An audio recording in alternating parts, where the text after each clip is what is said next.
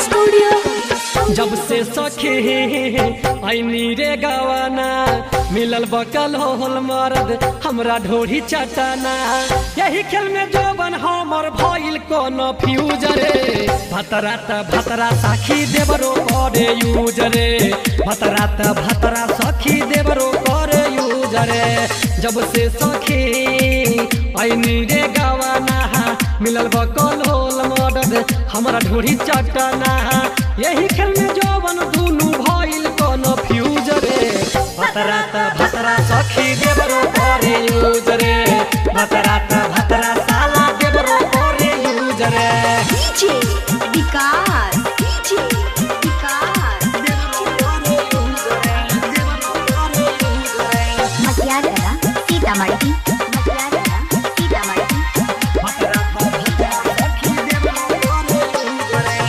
सजिया पड़ो जो कराबे माई छोड़े ना मुना बन जाला कसाई।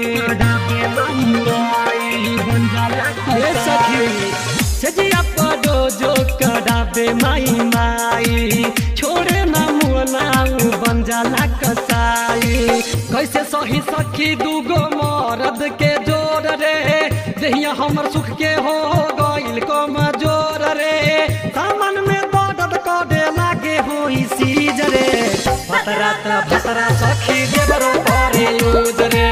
भतरा साला देवरो करे यूज रे। डीजे विकास, डीजे विकास मटियागला सीतामढ़ी, मटियागला सीतामढ़ी। सुख के जवानी सखी भइल अचार हो। पिया सुशील तनको करे न विचार हो। सुख के जवानी सखी भइल अचार हो।